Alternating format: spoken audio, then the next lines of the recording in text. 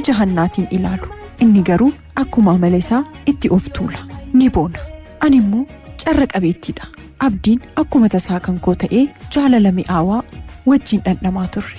Namni baay'een jaalala keenyatti ni inaafu. Nuti garuu inaaffaan namaa sun daranuu akka jaalalli waliif qabnu dabalu taasisee ture. Osoma akka kanatti waliin jiraachaa jirru gara biyya Saawud Arabiyaa imaluuf akka ta'e natti hime. Abdiin koo na biraa fagaatee deemuun isaa na miidhus turtii waggaa tokko booda deebi'ee dhufa yaada jedhuun kennaawwan adda addaa bitee ayyaana qillee waggaa darbee waliin dabarsinee osoo garaan nu raafamu adda baane. Erga deemee booda garuu dhihaa barii bilbilaan haasofna.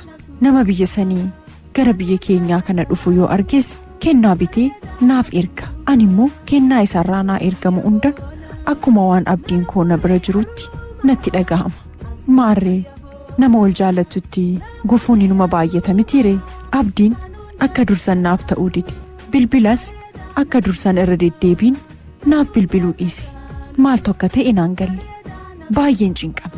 Yoon gaafadhus amala an beeku sanarraa dhabe.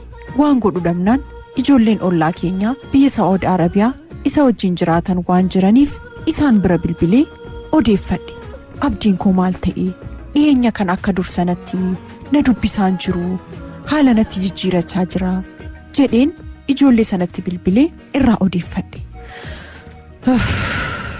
Maal qaba osoon bilbiluyyuu baadhee jedheen baay'ee gaabbe. Wanti dhaga'e amanuuf natti ulfaate. Abdiin koo achuma bakka jirutti jaalallee biraa akka qabu natti himan. Maali kun qoosaadhaan jedheen amanuu hin dandeenye. Boodarra garuu maal gochuun danda'a? Biyyi jiru dhihoo ta'ee bakka inni jiru sana deemee dhugaa jiru ija kootiin arguu hin danda'u. Ergasii baay'ee miidhame. Nan madaa'e. Osoo akka malee wal jaallannu waan ani hin beekneen abdiin koo dugda natti gale. Silas maal godhan? Anis waan godhu dhabnaan waan murteeffadhu dhabnaan isa dagachuudhaaf yaade. Dhawataan yaada isaa hir'isaa dhufe. Kunoo amma garuu yaaddoon isaa kun akka haaraatti na jalqabe.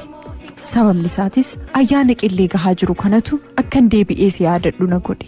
Kennaa bara darbinaaf ergitee mana kootti gaafan ilaalu osoo ardhas abdii koo wajjin jaalalaan jiraanne kennaa ayyaanaa naaf erga miti jedheen ofii koo wajjin odeessa. Garuu hin taane homaa miti. Abdii koo bakka jirtutti ayyaana gaarii jaalala bareedaa siif haa ta'u. Ani yeroo hunda yaadannoo kee wajjin jiraadha. Nagaatti. Ana jaalalleetee durii Leensaadha.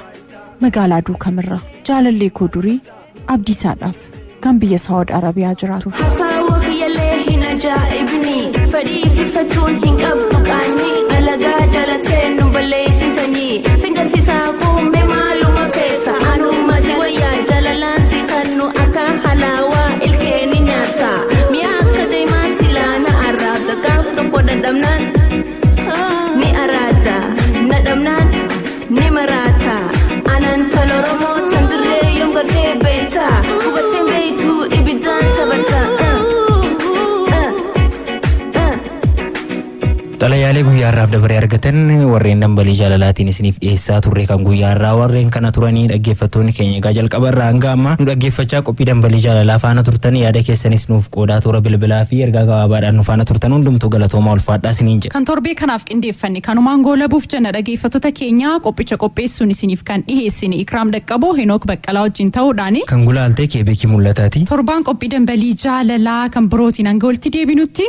Torban nagaaf jaalalaa isiniif haa ta'u. Nagaadhaan tura.